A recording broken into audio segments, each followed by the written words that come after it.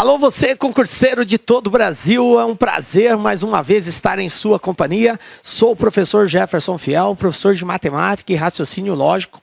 E hoje estamos dando aí o pontapé inicial numa bateria de assuntos para você que irá prestar aí os concursos públicos. Então estamos abordando os principais assuntos da matemática que são cobrados aí pelas mais variadas bancas. Beleza? Então vem comigo para o nosso primeiro assunto, a nossa aula 1.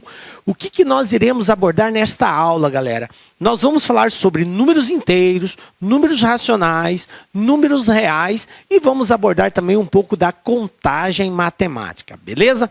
Vamos começar pela teoria. Primeiro, a gente precisa entender o que é um número inteiro, o que é um número racional, o que é um número real. Aí você pergunta para mim, professor, mas por que eu preciso ficar perdendo tempo nisso? Porque veja bem, gente, existem problemas matemáticos que são específicos a um determinado conjunto. Então, se aquele exercício, se aquele problema, ele especificar em qual conjunto ele quer que você dê a resposta, então você precisa ter esse conhecimento. Tranquilo? Então, na aula de hoje, nós vamos falar aí sobre os conjuntos, né? E iremos abordar exercícios aí. Vamos, então, para o primeiro assunto, números inteiros. O que são números inteiros? Já é do seu conhecimento, né? Números inteiros, 1, 2, 3, 4, 5, são todos os números que não apresentam a parte decimal, só tem a parte inteira. E o interessante do número inteiro, né, representado pela letra Z, não esqueça isso, tá, galera? Ó, letra Z, também aparece assim, ó, letra Z, conjunto dos números inteiros. São todos os positivos e os negativos. Então aqui nós temos dois infinitos, o infinito positivo, 1, 2, 3, 4, 5, vai para o infinito positivo. E nós temos também o infinito negativo. Menos 1, menos 2, menos 3. E vai lá para o infinito negativo. Beleza? Existem outras representações, professor, do conjunto Z? Existe. Nós podemos ver, representá-lo através de alguns subconjuntos. O que seriam esses subconjuntos? Por exemplo, eu posso representar o conjunto Z sem o zero. O zero faz parte do conjunto dos números inteiros, mas ele pode estar ausente? Pode, desde que eu indique com um asterisco. Então, quando eu colocar esse camarada aqui, ó, tá ligado aqui, gente? Ó, Z+, isso aqui quer dizer, Z com asterisco, quer dizer que o zero não entra. Observa que do menos 1 já pulou para o 1 aqui, ó, sem o zero, ok? A outra forma seria os inteiros não negativos. O que são os inteiros não negativos? São os inteiros positivos. Ou seja, começa a partir do zero e vai para o infinito positivo. Por que entrou o zero? Porque não tem um asterisco, ok? E o conjunto dos números inteiros não positivos, que seriam os negativos, vem do infinito negativo e também culmina no zero, ok? Beleza, professor. Continuando então. Agora vamos falar sobre os racionais. Quem são os números racionais? Os racionais são inteiros? São. Todos os números inteiros, eles também são racionais. Mas nós, tecnicamente, dizemos assim, que número racional é todo número que pode ser representado na forma A sobre B. Ou seja, tá?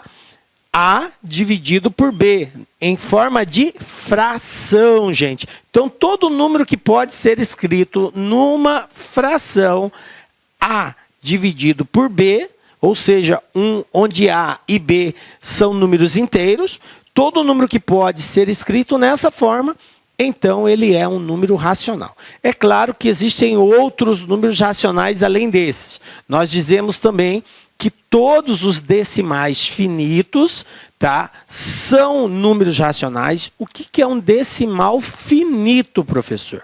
Decimal finito, vou pegar uma tela em branco aqui. Decimal é o número que é representado por vírgula. Por exemplo, 3,45. Então eu tenho aqui, ó, o 3 é a minha parte inteira, ok? E o que está após a vírgula, aqui no caso 45, isso aqui é a minha parte decimal. Então o número é escrito da forma decimal quando aparece a vírgula, beleza? Bom, decimal finito quer dizer que existe uma quantidade após a vírgula limitada de valores. Então, nesse caso aqui é 45, acabou. Isso é um decimal finito, tá?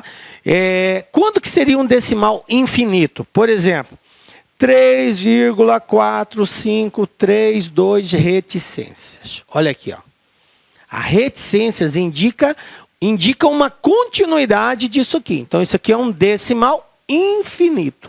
Os decimais infinitos, eles não são números racionais, salvo as dízimas periódicas. Vixe, professor, o senhor falou uma linguagem que eu não entendi. Dízima periódica. Periódica. O que é isso, professor? Dízima periódica, tá? A dízima é a representação de um decimal, tá? Infinito, tá? Periódica quer dizer que esses valores decimais, eles se repetem após um período, que pode ser de 1 em 1, de 2 em 2, de 3 em 3, mas existe uma repetição. Por exemplo, 4,72 reticências, ok? Isso aqui é uma dízima periódica. Por quê? Porque após a vírgula é um decimal infinito que repete a cada 2 valores. Tranquilo? Entendido o que seria uma dízima periódica? É isso. Agora, a dízima também pode ser não periódica. Quando que ela é não periódica, professor? Quando são números infinitos após a vírgula, porém, eles não se repetem. Que seria esse caso que eu dei exemplo aqui, ó. Isso aqui é não periódica, beleza? Então, as dízimas não periódicas, elas não pertencem ao conjunto dos números racionais. Somente as periódicas e os decimais finitos. Maravilha? Além de todos os números inteiros também.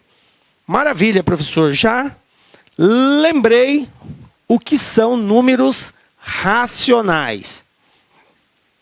Então, vamos lá, voltando aqui na nossa tela. Então, nós temos aqui o seguinte. Alguns exemplos de números racionais, né? Fracionários positivos, negativos, números inteiros.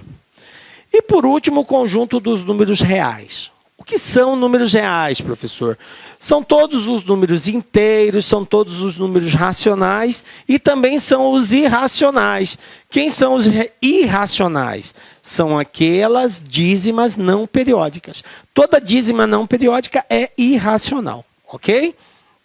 Então, os reais, para vocês entenderem melhor, representando através de um conjunto, envolvendo todos os conjuntos, ó, natural, inteiro, positivo, inteiro, que são os inteiros positivos e negativos, os racionais, que são os inteiros positivos, negativos, mais as frações e as dízimas periódicas e decimais finitos, e os irracionais, que são as dízimas não periódicas. Juntando tudo isso, juntos, eles são chamados de reais. Maravilha? Então, beleza. Vamos aí para os problemas envolvendo isso. Operações com números inteiros. O que é isso, professor? São as operações básicas, adição, subtração, multiplicação e divisão. Quero dizer para você, concurseiro, que isso é o mínimo que você precisa saber para enfrentar um concurso. Seria saber trabalhar as operações fundamentais. Somar, subtrair, multiplicar e dividir. Vamos ver alguns casos aqui de adição, subtração, multiplicação e divisão. Exemplo 1. Banca Sesgran Rio caiu no concurso do Banco do Brasil. Olha só, o que nós temos aqui? Cada vez que o caixa de um banco precisa de moedas para troco, pede ao gerente um saco de moedas. Em cada caso, o número de moedas de 10 centavos é o triplo de moedas de 25. O número de moedas de 50 é a metade do número de moedas de 10. para cada R$ 75,00 em moedas de 50 centavos no saco de moedas, quantos reais haverá em moedas de 25? Então, uma coisa muito importante, gente. Qual é o comando da questão? O comando é a pergunta. É aquilo que o exercício quer que você resolva. Então, você tem que estar antenado nisso. O que o exercício está dizendo? Ele está falando que a cada R$ 75,00, tá, de moedas de 50 centavos, quantos reais em moedas de 25 centavos vai existir? Beleza, mas como que eu vou descobrir isso? Agora a gente vai para o texto, tá? O texto base é que vai nos dar essas informações. Então, o que eu sei no texto base?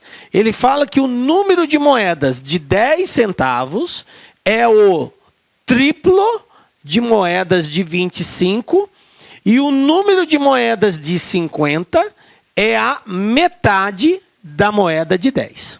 Beleza. Professor, mas eu não sei nenhuma. Sabemos sim. Ele não falou a cada R$ 75,00 de moeda de 50 centavos? Então pensa comigo, gente. Para você fazer R$ 75,00 em moedas de 50 centavos, quantas moedas você vai ter? Se cada moeda vale 50 centavos, para você ter R$ 75,00, você vai precisar de 150 moedas, beleza? Porque é 50 centavos, é a metade. Então eu tenho 150 moedas de 50 centavos em R$ 75,00. Quantas moedas de 10 centavos eu vou ter nesse montante aqui? O que o exercício falou? Qual a relação entre 10 e 50? Ele falou que a quantidade de moedas de 50 é a metade da quantidade de 10. Então, se eu tenho 150 moedas de 50 centavos, quantas moedas eu vou ter? 300 moedas de 10 centavos, beleza? Olá, meus amigos, minhas amigas, eu sou o professor Lac. Inicialmente eu peço licença para vocês, eu peço desculpa, pois eu interrompi os seus estudos, mas o propósito desse vídeo no YouTube ele é para divulgar o nosso trabalho, para que o aluno se depare com os nossos professores, com a nossa metodologia. Papo sério, esse curso nosso aqui é super atualizado, ele é ponto a ponto do edital. Esse curso aqui você pode ter absoluta certeza que aqui você vai conseguir adquirir todo o conhecimento necessário suficiente para aprovação. Essa aula representa apenas 30% da aula. 30% da aula. Se você quiser assistir os 70% restante, quer ter o PDF dessa videoaula, se você deseja ainda, tá? Deseja ainda estudar pelo nosso Personal Coach, que é a nossa metodologia, investimento, olha só, super promoção, não tem desculpa, apenas uma parcela de R$ 159,90. Vai ser o seu melhor investimento, vai ser um excelente custo-benefício, a aprendizagem que você vai ter. E como disse, aqui tem um conteúdo necessário para que você seja aprovado no concurso do Tribunal de Justiça do Estado de São Paulo para o cargo de oficial de justiça. Então eu espero vocês aqui na LAC. Valeu, tchau, tchau.